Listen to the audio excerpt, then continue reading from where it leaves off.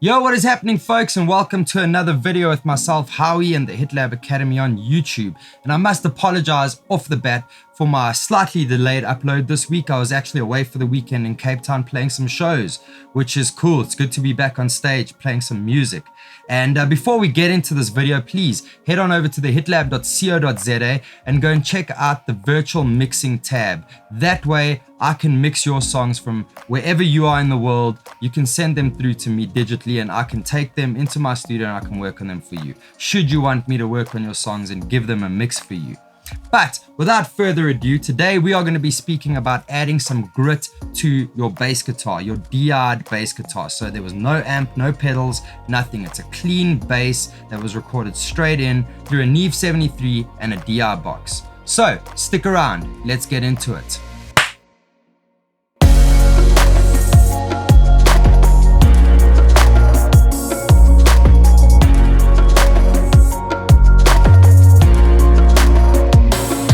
Alright, so here we are. If you haven't already yet, please head on over to our channel and click subscribe, ring the little bell button, and like this video if you enjoyed. And always, as always, leave a comment below and tell me what you thought of the video and if this technique has helped you, or if you have some other video suggestions.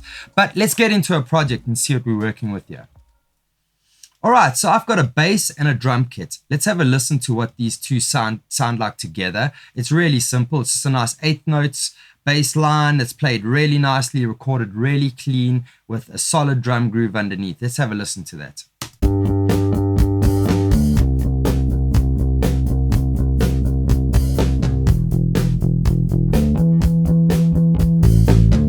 It sounds really nice. I'm just missing a bit of that distorted saturation and that crunch and drive on the bass sound. So I'm going to show you guys how to do that. What we're going to do is first we're going to set up a parallel channel, a parallel bus to the original bass sound, because we don't want to destroy the sound that is already happening there. We want to keep that pretty much as it is. And so we've got that nice clean tone that we can dial the drive in with the clean sound. So the first thing we're going to do is head on over here. We're going to select a bus send. So we're going to go with 7 for this one. We're going to send the bass full into that, and we're going to make that bus send to pre-fader. So that way, whatever the plugins, that compressor that I've got on that bass is not going to be inside the parallel channel that I've made. So I'm going to name that channel bass grit, that bus, and then I'm going to right click on it and say create track so that it actually pops up over here. Then I'm going to play just to make sure that I'm getting signal through that parallel channel.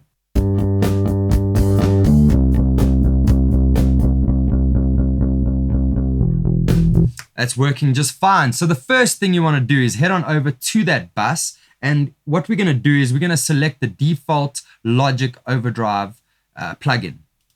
I really enjoy this plugin. It's got a nice sounding drive for bass. The first thing I like to do is actually crunch that drive right up to 24 dB and then set the level compensation so that it doesn't really mess with the volume coming out of the plugin. And then I'm just going to dial this tone knob in a little bit to find the sweet spot within that bass sound overdrive. So let's do that.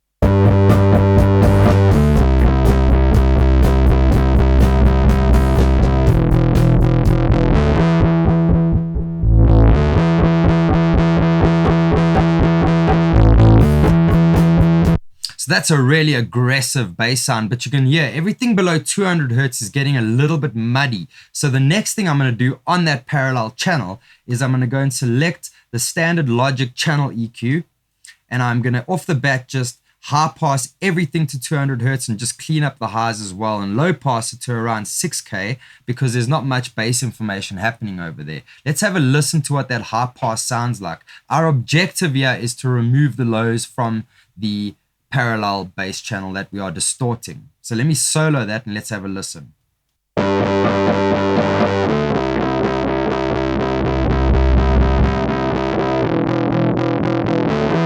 That sounds really nice. I just think it could have a little bit more mid-range activity on that overdrive. So let's dial some mids in there.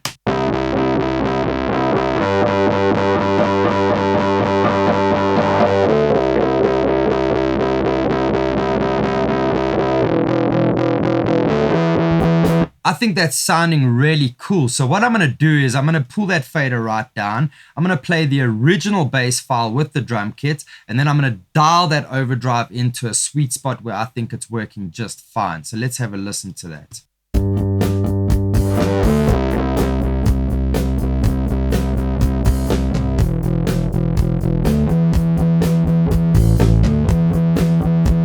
That sounds really cool. So the only thing I'm missing from that now, because I've set that bus to pre-fade, I don't have any compression on it. There's a little bit of compression over here on the original bass file, which is not too much. So let me solo that so you can see how much compression is happening.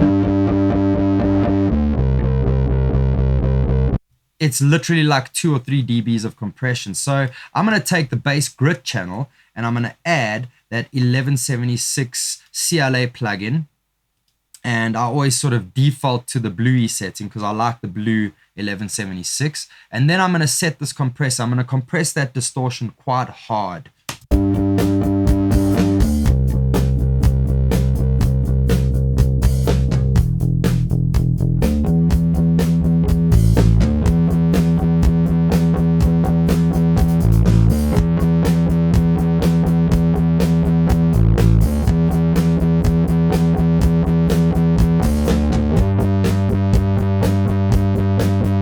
So that's quite a hard compression happening on that distortion. It really just makes the fuzz sound just that little bit sweeter. But as you can see, I've set the release to quite fast because I want to really get all those 8 notes, the attack of the part that's being played. So let's play that again. And I'm going to basically bypass the grit channel and then activate it, bypass it, then activate it. So you can hear the difference and you can hear what it's actually adding to this bass and drum part that we've got going on here.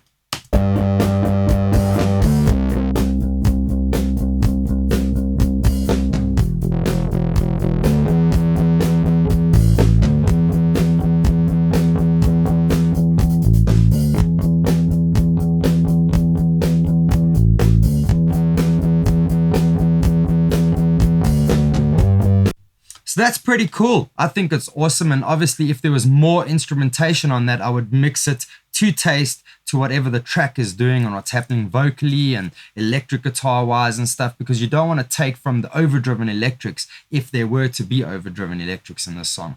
So that's it, folks. That's how you can add a bit of grit in the box with Logic Pro X's stock overdrive plugin to your DI'd bass guitar. Thank you so much for sticking around and watching this video once again. Please head on over, subscribe, like, share a comment, or dislike if you didn't enjoy the video. But please do comment below and let me know why. And if there are any kinds of videos you would like to see in the future, please let me know. It would be awesome, and it really helps me with content creation. If you guys jump in the comments and just engage, it's awesome. I like to talk, so it's awesome to see comments, and it just helps the job. It helps me do my job better. Well, folks, that's it for this week. Thank you so much. It's been awesome, and I'll see you guys next week. Until then, you guys have yourselves a fantastic time. Peace.